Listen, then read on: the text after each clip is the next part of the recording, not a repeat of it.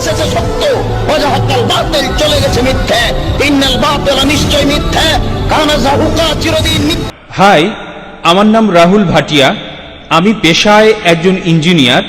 আমার প্রশ্নটা হলো, পবিত্র কোরআনে সূরা হজের ৪৭ নম্বর আয়াতে আছে, বলা হয়েছে তোমার প্রতিপালকের কাছে একদিন তোমাদের হিসাবে 1000 বছরের সমান।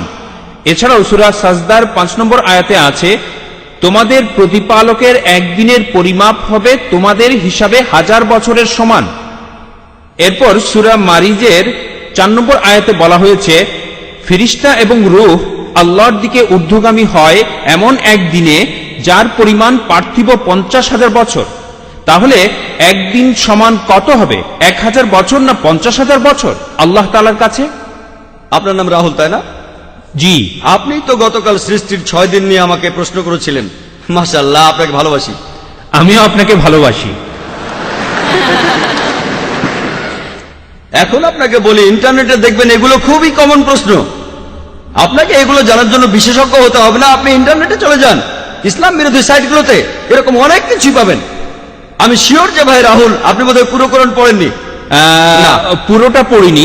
আমিও জানি। এটা ছাড়াও আমার আরো প্রশ্ন আছে। সরি, আমি আরো কিছু প্রশ্ন করতে চাই, তবে আগে এটার উত্তরটা জানতে চাই। তাহলে দেখছেন, আপনি যদি সত্যটা জানতে চান, প্রথমে আপনাকে আসল উৎসটা পড়ে দেখতে হবে। যদি খ্রিস্টান ধর্মকে জানতে চাই আর খ্রিস্টান বিরোধী বইগুলো পড়ি, তাহলে আমি এক পেশে হয়ে যাব।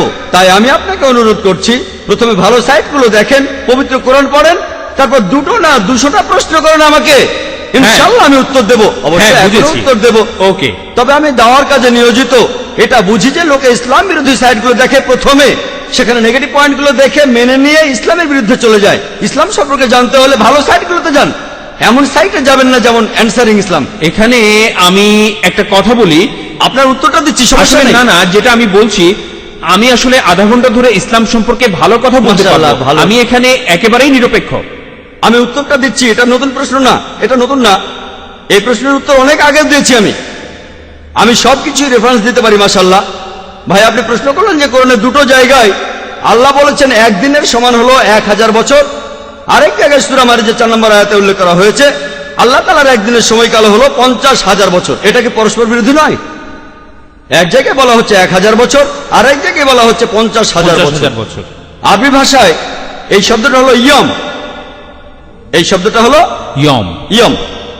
এখন ইয়ম এর 2টো অর্থ আছে। একটা অর্থ হলো দিন, দিন দিন 24 ঘন্টা একদিন। অন্য অর্থটা হচ্ছে একটা সময়কাল, একটা যুগ। এটা যে কোনো একটা সময়কাল হতে পারে। তাহলে ইয়মের একটা অর্থ হলো দিন, আরেকটা অর্থ হলো একটা সময়কাল। তাহলে যদি সঠিকভাবে কোরআন পড়েন, একটা আয়াত বলছে যে একদিন সবকিছু আল্লাহ সুবহানাহু ওয়া তাআলার কাছে উপরে চলে যাবে, যেদিনের পরিমাণ হবে 1000 বছর তোমাদের হিসেবে। একটা দিন, একটা সময়কাল, যেটা সময় হবে তোমাদের হিসেবে 1000 বছর। অন্য জায়গায় সূরা মারিজের 4 নম্বর আয়াতে উল্লেখ করা হয়েছে যে ফেরেশতাগণ যখন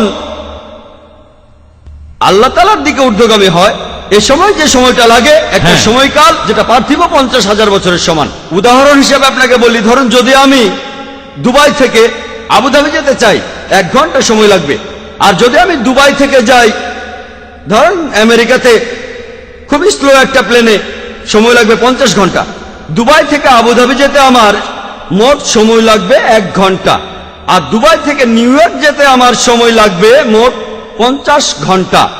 এটা পরস্পর বিরোধী কথা নয়, কারণ এই 2টো বিষয়ই আসলে আলাদা বিষয়। তাই আল্লাহ এক জায়গায় বলছেন একদিন সবকিছু তার কাছে চলে যাবে, সেটার সময় আলাদা।